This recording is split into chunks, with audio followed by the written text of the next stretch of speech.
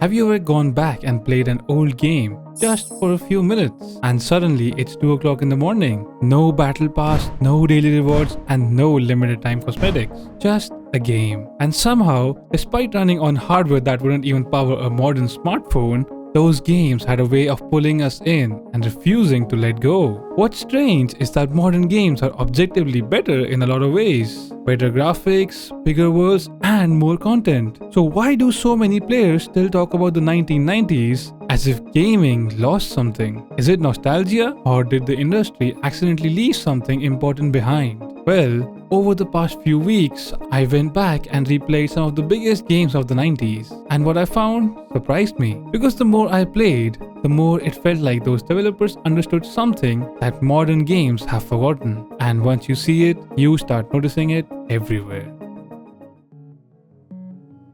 But before we blame modern gaming for everything, we need to address the obvious answer: nostalgia. It's easy to assume that old games feel better simply because they remind us of being kids. And honestly, that's partly true. Everything feels more magical when you're younger. The first time you discover a secret level, the first time you beat a boss after dozens of attempts, and the first game that completely consumes your summer. Those memories matter, but here's the problem. I didn't just replay games I loved.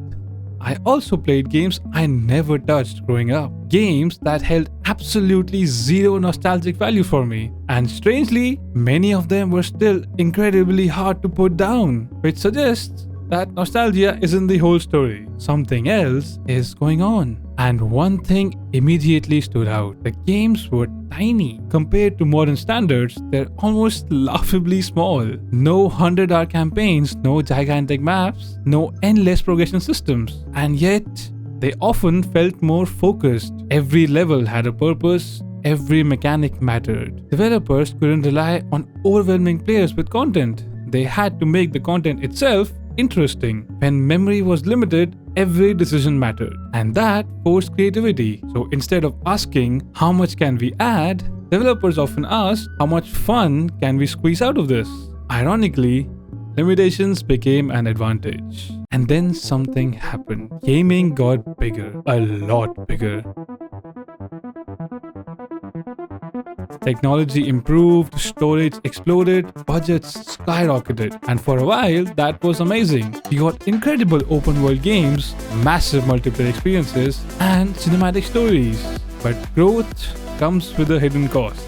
Because as games became more expensive to make, they also became more expensive to fail. And when failure becomes dangerous, companies become cautious. Risky ideas got replaced with safer ones. Proven formulas became more attractive, and player attention became a resource to compete for. Suddenly, keeping players engaged becomes just as important as entertaining them, sometimes even more important. And that's where things start to get complicated.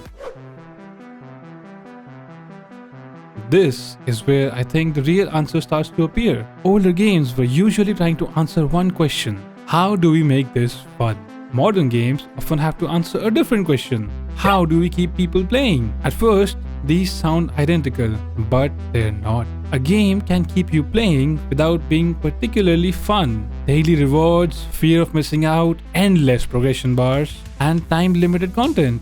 These systems aren't automatically bad, but some games use them brilliantly, and this changes the relationship between the player and the game. The goal shifts from creating memorable moments to maximizing retention, and once you start looking for it, you see it everywhere. Not because developers are evil, but because the economics of gaming has changed. So, did the 90s actually solve gaming? Well, not completely. Let's be honest, the 90s had plenty of terrible and broken games.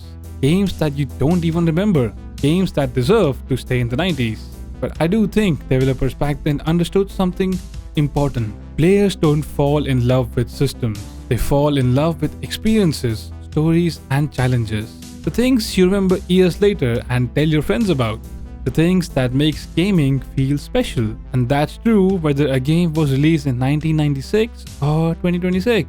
So, did the 1990s solve gaming? Not exactly, but they may have understood the goal more clearly. The goal wasn't to keep players logged in forever. The goal was to make players forget what time was.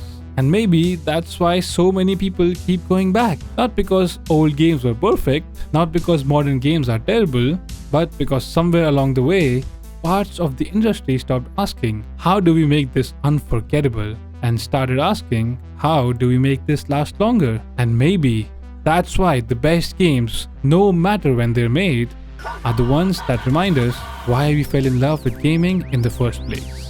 If you enjoyed this video and would love to see similar content, please drop a sub. I would really appreciate it. See ya!